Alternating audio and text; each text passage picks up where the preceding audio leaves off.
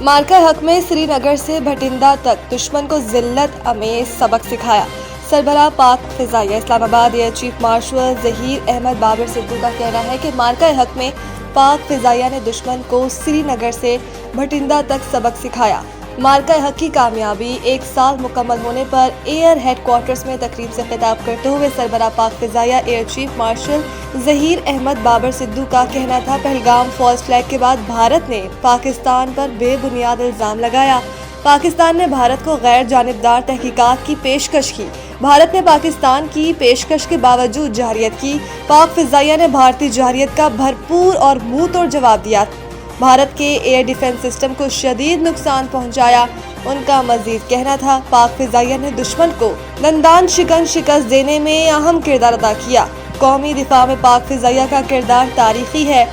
سری نگر سے بھٹنڈا تک پاک فضائیہ نے دشمن کو سبق سکھایا۔ پاکستان کے سائبر شاہینوں نے دشمن کی سائبر سیکیورٹی کو تباہ کر دیا۔ بھارتی فضائیہ کو عبرتناک اور تذلیل سے بھرپور شکست دی۔ ایئر چیف مارشل کا مزید کہنا تھا، پاک فضائیہ اپنی فضائی سرحدوں کی محافظ ہے۔ پاک فضائیہ نے دنیا کے سرفہرست لڑاکا طیاروں کو خاک میں ملا دیا۔ دشمن کی تمام تنصیبات پاک فضائیہ کے نشانے پر تھیں۔ S-400 ایئر ڈیفنس سسٹم کو لمحوں میں تباہ کر دیا۔ بنیانو مرصوص میں پاکستان نے بہترین ڈرون صلاحیت کا مظاہرہ کیا۔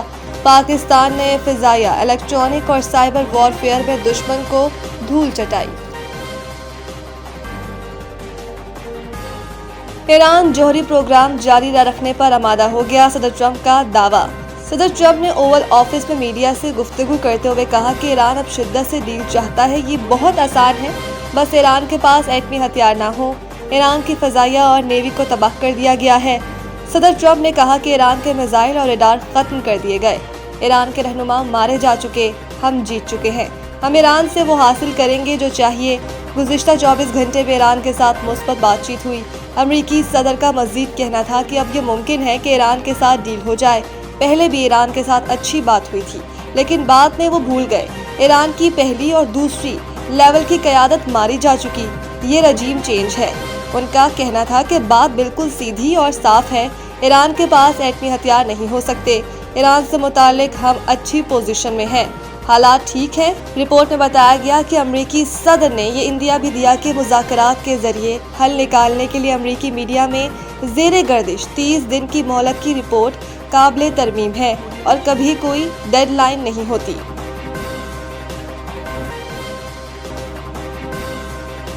سپریم جوڈیشل کونسل کا اہم اجلاس طلب، ججز ٹرانسفر سمیت دیگر امور زیر غور آئیں گے۔ Chief justice of Pakistan justice Yahya Afridi نے سپریم جوڈیشل کونسل کا اجلاس آئندہ جمعرات 14 مئی کو طلب کر لیا ہے۔ ذرائع کے مطابق اس اہم اجلاس میں ججز کے خلاف زیر التوا شکایات کا جائزہ لیا جائے گا۔ علاوہ ازیں سپریم جوڈیشل کونسل کے اس اجلاس میں اسلام آباد ہائی کورٹ کے سابقہ 6 ججز کا خط بھی زیر غور آئے گا۔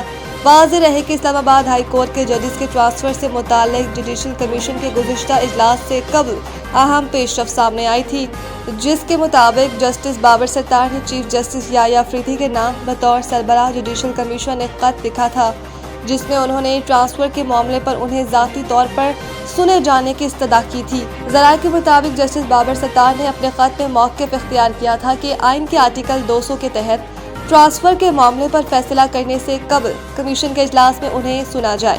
ذرائع کا یہ کہنا ہے کہ چیف جسٹس یحییٰ افریدی نے ججز ٹرانسفر کے لیے اجلاس بلانے کی مخالفت کی تھی، تاہم چیف جسٹس سرفراز ڈوگر کی جانب سے 5 ممبران کی ریکوزیشن پر یہ سپریم جوڈیشل کونسل کا گزشتہ اجلاس طلب کیا گیا تھا۔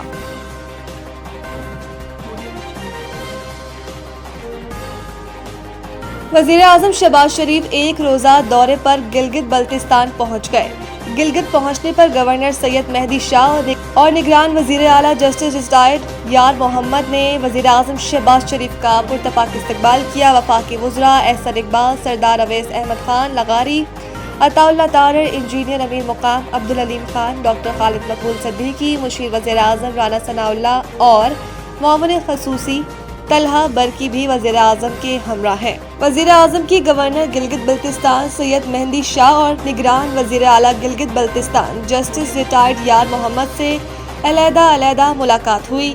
ملاقاتوں میں گلگت بلتستان میں جاری ترقیاتی منصوبوں پر پیش رفت، صوبائی امن و امان کی صورتحال اور دیگر صوبائی امور پر تبادلہ خیال کیا گیا۔ بعد ازاں وزیر اعظم گلگت بلتستان کے لیے قابل تجدید توانائی، سولر بجلی، safe cities, laptop scheme اور youth business agri loan scheme کا افتتاح اور گلگت بلتستان میں 4 دانش اسکولز کا سنگ بنیاد رکھیں گے۔ واضح رہے کہ وفاقی حکومت کی جانب سے گلگت بلتستان میں جاری ترقیاتی منصوبوں کی تکمیل اور عوامی مسائل کے حل کے لیے ماضی میں بھی کئی اہم دورے کیے گئے۔ وزیر اعظم کا یہ دورہ گلگت بلتستان کی مجموعی صورتحال اور گورننس کے معاملات کو بہتر بنانے کی ایک کڑی قرار دیا جا رہا ہے۔ آسٹریلیا کا دورہ پاکستان، 3 میچوں پر مشتمل سیریز کے شیڈول کا اعلان۔ ذرائع کے مطابق آسٹریلیا کی ٹیم 23 مئی کو اسلام آباد پہنچے گی۔ پہلا ون ڈے انٹرنیشنل 30 مئی کو راولپنڈی کرکٹ اسٹیڈیم میں کھیلا جائے گا، جبکہ دوسرا اور تیسرا ون ڈے انٹرنیشنل 2 اور 4 جون کو قذافی اسٹیڈیم لاہور میں کھیلا جائے گا۔ تینوں میچز شام 4:30 پر شروع ہوں گے، جبکہ ٹاس 4 بجے ہوگا۔ واضح رہے یہ سیریز مارچ-اپریل 2022 کے بعد آسٹریلیا کی پاکستان میں پہلی ون ڈے انٹرنیشنل سیریز ہوگی۔ آسٹریلیا نے اس سال جنوری میں پاکستان کا T20 انٹرنیشنل سیریز کے لیے دورہ کیا تھا۔ یاد رہے آسٹریلیا نے ICC چیمپئنز ٹرافی 2025 میں بھی پاکستان میں میچز کھیلے۔